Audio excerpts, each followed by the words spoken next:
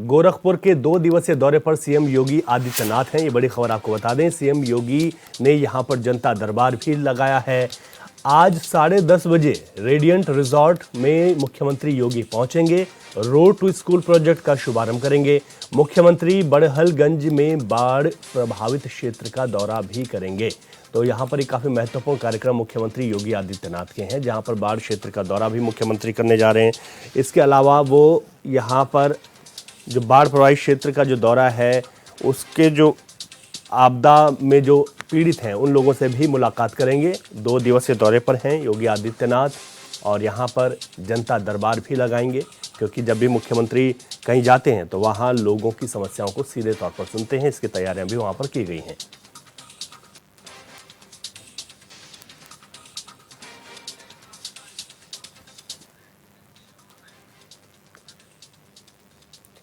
और इसी खबर पर ज्यादा जानकारी के लिए हमारे संवाददाता राशिद आरिफ हमारे साथ फोन लाइन पर हैं। राशिद, मुख्यमंत्री योगी आदित्यनाथ के दौरे को लेकर और क्या कुछ अपडेट आपके पास? नहीं, देखिए, आपको बता दूं कि मुख्यमंत्री योगी आदित्यनाथ 2 दिन के गोरखपुर दौरे पे हैं। तो गोरखपुर जब भी जाते हैं मुख्यमंत्री योगी आदित्यनाथ, तो वहाँ जनता दरबार लगाते हैं। बड़ी संख्या में लोग आते हैं, लोगों से मुलाकात करते हैं। मुख्यमंत्री जिसकी जो दिक्कत होती है तुरंत उसका निस्तारण करते हैं, आदेश दिए जाते हैं। तो लगातार ये देखा गया है कि मुख्यमंत्री लखनऊ रहे या गोरखपुर रहे, लेकिन गोरखपुर जब भी जाते हैं तो जनता दरबार जरूर लगाते हैं। बड़ी संख्या में लोग आते हैं और कहीं ना कहीं जो प्रदेश के अलग अलग जिलों से वहां पहुंचते हैं, जिसके बाद में मुख्यमंत्री लगातार सबकी शिकायतें सुनते हैं, उसका निस्तारण करते हैं।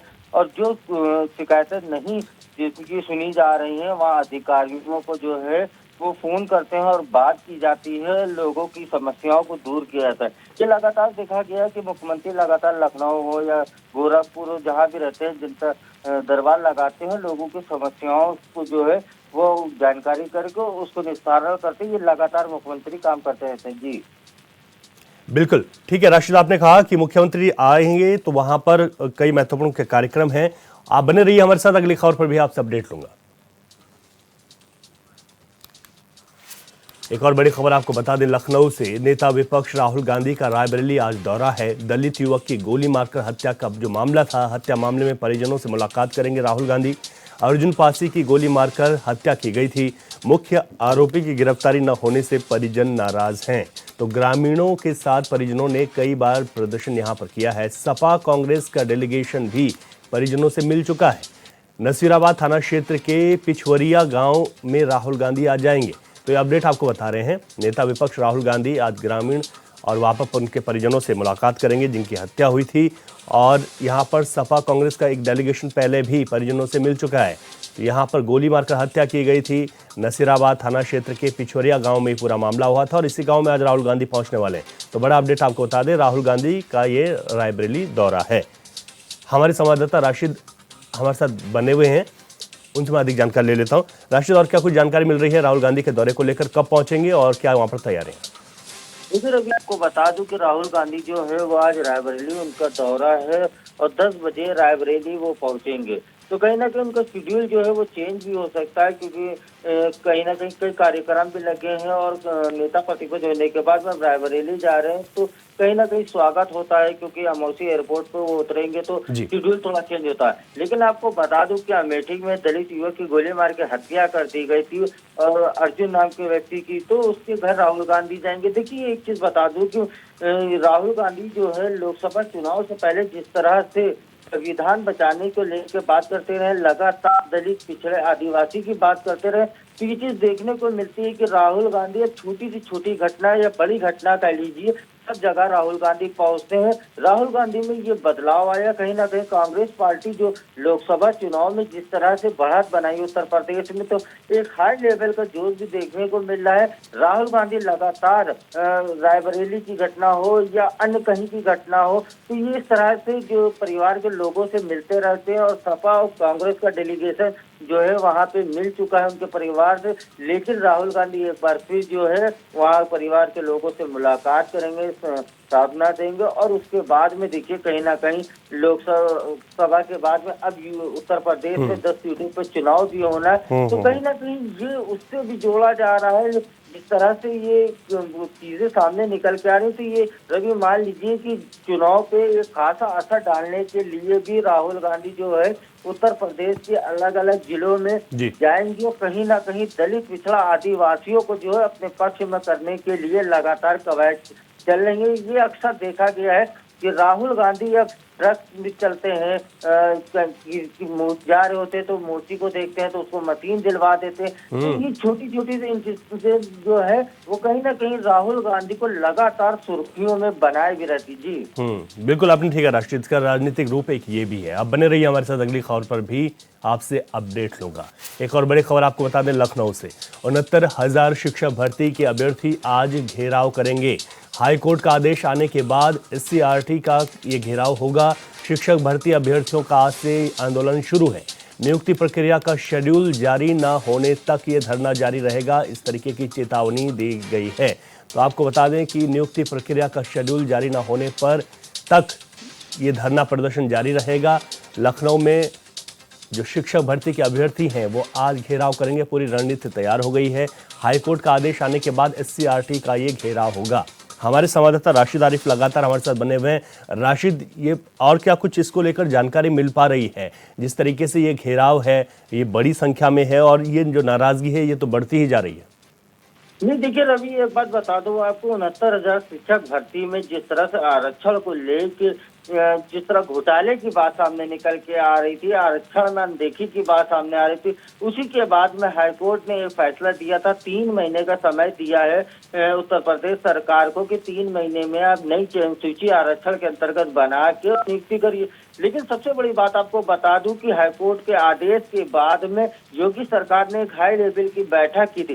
बैठक करने के बाद में ये बातें निकल के सामने आ रही हैं कि कहीं ना कहीं नई चयन सूची बनाई जाएगी। वो तो बनाना ही पड़ेगा क्योंकि हाईकोर्ट का आदेश है। लेकिन सबसे बड़ी बात आपको बता दूं कि 6800 अभ्यर्थी जो पहले से ही नौकरी कर रहे हैं उनका क्या होगा। हाँ। क्योंकि एक नौकरी पे 2 व्यक्ति नहीं कर सकते। तो इसी सब चीजों को लेकर ये मामला एक पूरी तरह से गरमाया हुआ है। इसी को लेकर अब शिक्षक अभ्यर्थी जो है आंदोलन इस वजह से भी करते जा रहे हैं क्योंकि योगी सरकार को 3 महीने का समय दिया गया, लेकिन सरकार जल्द से जल्द नई चयन सूची बनाए। नई चयन सूची बनाने के बाद में 6800 अभ्यर्थियों को नियुक्ति पत्र थे, तो उसी को लेके एससीईआरटी कार्यालय निशादगंज में लखनऊ में है, उसका घेराव किया जाएगा। देखिए आपको बता दूं 2019 का मामला है, 22 में भर्ती हुई, लेकिन 22 के बाद में लगातार जो शिक्षक भर्ती जो थे अभ्यर्थी वो लगातार लखनऊ के सड़कों पर प्रदर्शन करते हुए दिखे। तो कहीं ना कहीं ये मामला फंसते हुए चला जा रहा है। सरकार की गले की हड्डी ये बना हुआ है क्योंकि आप अगर 6800 नियुक्ति अगर करते हैं आरक्षण के अंतर्गत, तो जो 6800 पहले से आप अभ्यर्थियों जो 4 साल से नौकरी कर रहे हैं उनका रास्ता क्या निकालेंगे। देखिए ये बड़ा पेचीदा मामला है, बहुत ही जबरदस्त तरीके से फंस गया है। सरकार पूरी तरह से इस मामले को जो है सुलझाने में लगी हुई है। हाई लेवल की बैठक हुई है और शिक्षा मंत्री ने भी ये बयान दिया था कि किसी के साथ किसी भी तरह का अन्याय नहीं होगा। लेकिन सबसे बड़ी बात रवि ये बता दूं कि 6800 अभ्यर्थी अगर आप आरक्षण के अंतर्गत पिछड़ा अगर लेते हैं तो जो 6800 अपर कास्ट के जो पहले से नौकरी 4 साल से कर रहे उनके लिए आप क्या करेंगे। तो ये मामला पूरी तरह से फंस गया है। इसी को लेकर अभ्यर्थी जो है वो विरोध प्रदर्शन करेंगे जब तक कि उनकी नियुक्ति के जो आदेश नहीं आ जाएंगे, नई चयन सूची नहीं आएगी, तब तक कि वो इसी तरह से विरोध प्रदर्शन करते रहेंगे। जी रवि, बिल्कुल बिल्कुल, आपने बहुत विस्तार से बताया राशिद पूरा मामला। बहुत शुक्रिया आपका तमाम खबरों पर अपडेट के लिए। चले आगे बढ़ेंगे। बड़ी खबर है उन्नाव से। दंगल के दौरान 2 पक्षों में मारपीट हुई है। मारपीट के बाद भीड़ बेकाबू हो गई। हजारों की तादाद में दंगल में शामिल ये भीड़ थी। मारपीट का वीडियो सोशल मीडिया पर वायरल हो चुका है। रक्षाबंधन के दिन मकया ताल के पास ये दंगल चल रही थी। मारपीट के दौरान कई लोग यहां पर घायल हो गए हैं। तो ये बड़ा अपडेट आपको बता रहे हैं। वीडियो भी है जो सोशल मीडिया पर वायरल है। देखिए किस तरीके से यहाँ पर भीड़ एकत्रित हो गई और धीरे धीरे एक दूसरे पर यहाँ पर मारपीट जारी रही। हजारों की संख्या में यहाँ पर लोग मौजूद थे। दंगल चल रहा था लेकिन मारपीट अचानक शुरू हो गई। कई लोग इसमें घायल भी हुए हैं। दंगल के दौरान 2 पक्षों में ये मारपीट शुरू हुई है। दोनों पक्ष आपस में भिड़ गए और यहाँ पर हजारों की संख्या में लोग मौजूद थे। भगदड़ हुई, कई लोग घायल भी हो गए।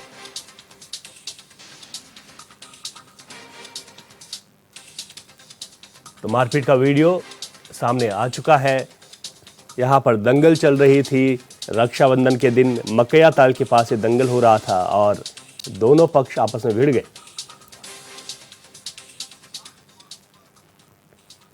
अधिक जानकारी लेते हैं, हमारे संवाददाता अविनाश कुमार फोन लाइन पर हमारे साथ हैं। अविनाश, यहाँ पर जो दो पक्षों के बीच मारपीट हुई है, इसके पीछे वजह क्या है, कितने लोग घायल हुए हैं और इस वक्त ताजा अपडेट क्या है? जी बिल्कुल, रवि जी बता दें, कल रक्षाबंधन पर से कल 3 बजे करीब दंगल चल रहा था, जहां करीब हजारों के तादाद में भीड़ थी, जहां पे दंगल चल रहा था। और जो प्रजागत जो युवक है सबसे कमेटी की तरफ से मतलब लड़ने की बात कर रहे थे। उसमें दो पक्षों में जो एक नाथू खेरा के कुछ लोग थे, कुछ मनसा खेरा के थे, उसमें भीड़ कहा सुनी हुई आपस में, फिर वापस में के भीड़ बेकाबू हो गई। लेकिन कहीं ना कहीं बड़ी बात किया जाए, जो प्रशासन की तरफ से कोई भी पुलिसकर्मी नहीं मौजूद था और बड़ा हादसा हो सकता था कल। जी, पुलिसकर्मी मौजूद नहीं था, बड़ा हादसा हो सकता था। इसके आपने बताया यहाँ पर जो कई लोग घायल भी हुए हैं, तो उनकी कितनी संख्या है, कितनी उनको यहाँ पर चोटें आई हैं? जी बिल्कुल, आपको बता दें इसमें करीब 2 लोग घायल हैं गंभीर, जिसमें से एक युवक है जो पूर्व ग्राम प्रधान गंगा सागर से, उनका मामा का लड़का घायल हुआ है। उसका एक हाथ टूट गया है और उसी में एक उनका भतीजा है शिवा करके, वो भी गंभीर घायल हुआ है। और कई लोगों को भी चोटें आई हैं, मामूली चोटें हैं। उन्हें निजी हॉस्पिटल में भर्ती किया गया और जो पीड़ित है उन्होंने गंगागढ़ थाने में तहरीर दिया है। ठीक है अविनाश, देखना होगा कि पुलिस इस पर क्या आगे कार्रवाई करेगी। बहुत शुक्रिया तमाम जानकारी के लिए आपका। लखनऊ नगर निगम डिप्टी मेयर गिरीश गुप्ता का वीडियो सोशल मीडिया पर जमकर वायरल हो रहा है, जिसमें वे लखनऊ पुलिस पर गंभीर आरोप लगा रहे हैं। डिप्टी मेयर का कहना है कि सीएम योगी का डंडा पूरे प्रदेश में चला, लेकिन पुलिस प्रशासन को कंट्रोल नहीं कर सके। उनका कहना है कि पुलिस का बर्ताव उनके साथ अपमानित करने वाला है। खुलेआम माननीय योगी जी का पूरे प्रदेश में डंडा चला, बस पुलिस प्रशासन पर डंडा नहीं चल पा रहा है। जैसे अब आप नाका देख लीजिए, हमारे थाने में देख लीजिए, खुलेआम खुलेआम जरियाई, हर जगह वसूली, शराब 2 नंबर की बिक्री। तो इसकी शिकायत तो उच्च अधिकारी से आपने करी होगी? भाई उच्च अधिकारी से तो सीओ साहब को मैंने अवगत करा दिया, फोन द्वारा अवगत करा दिया। ये स्मैक चरस गांजा कहाँ बिक रहा है? मैंने अवगत कराया, इंस्पेक्टर को फोन से अवगत कराया जहाँ बिक रहा है, और उन्होंने अपने दरोगा जी को भेजा, कौन है, पटेल है कोई। अच्छा, आपने भेजा, हमने चिन्हित किया कि ये जगह हो रहा है। राम जाने कहा, फिर बंद हुआ, कुछ नहीं। मतलब आप पार्टी के एक बड़े जिम्मेदार अधिकारी हैं, उपसभापति हैं, और आपकी बात का ही सम्मान नहीं है? सम्मान पुलिस नहीं करती है। पुलिस इसलिए नहीं करती है, वो पैसे के लालच में फंसी रहती है, इसलिए सम्मान नहीं। तो ऐसा क्या क्षेत्र में हो रहा है जिससे जन समस्याएं उत्पन्न हो रही हैं? क्षेत्र की जनता से आप पूछ लीजिए, कहाँ पैसा नहीं बंधा, होटलों से लेकर के हर जगह। अगली खबर चंदौली से है, जहां संदिग्ध परिस्थितियों में गांव के तालाब से एक युवक का शव बरामद हुआ। रविवार देर रात से युवक घर से लापता था। घटना की सूचना पर पहुंचे परिजनों ने शव को सड़क पर रखकर जमकर हंगामा किया और युवक की हत्या किए जाने का आरोप लगाया। मौके पर पहुंचे सीओ सदर समेत पुलिस मामले में जुट चुकी है। वहीं सीओ सदर के आश्वासन के बाद ग्रामीण शांत हुए।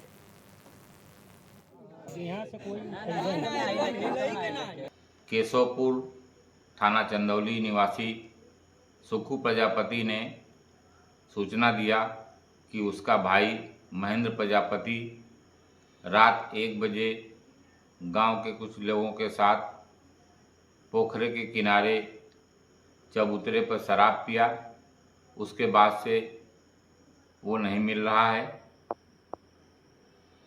इस सूचना पर त्वरित कार्रवाई करते हुए गुमशुदा की सूचना दर्ज करते हुए प्रभारी निरीक्षक द्वारा उसकी तलाश पताराशी की जा रही थी। इस दौरान गांव के ही तालाब किनारे उसकी साइकिल और चप्पल प्राप्त हुआ। इस आधार पर तालाब में तलाश कराई गई तो गुमशुदा महेंद्र प्रजापति का शव बरामद हुआ है। शव को पोस्टमार्टम के लिए भेजा गया है। कहाँ के रहने वाली है? क्या हुआ है हादसा? रोज आदमी के आवत न बुला के रोज 11 बजे 10 बजे ले जाते न लोग। मन कैले पर हम गाड़ी देते हमके गाड़ी देते न बुला के ले जाते न रोज कहते न कि इनके छोड़ल ना इनके मुआई के दम लोग पियाई के। इनको रात में 2 लोग थे दारू पिए थे साथ में, और इनके रात में मारकर फेंक दिए थे पोखरा में। कब की घटना है, कैसे पता चला? घटना हम उन लोग जो साथ में 2 लोग थे उनसे पूछे तो बोले कि नहीं 12 बजे तक हम लोग के साथ थे। उसके बाद हम बाइक उठाकर चले गए और इनके साइकिल उठाए, पता नहीं कहाँ साइकिल लेकर गए। लेकिन इनकी साइकिल तो हरेठा के नीचे दबा हुआ मिला था। किसी पे शक है आपको? साथ में जो थे हमें उन्हीं पर है। पुलिस को सूचना दिया आपने? हाँ, पुलिस में सूचना दिए थे, पुलिस आए थे, पूरे चेक पड़ताल करके गए थे। तभी बॉडी यहीं पे है क्या अभी? फिर आए पुलिस, फिर आए थे। आने के बाद तो वो ढूंढने वाले लेकर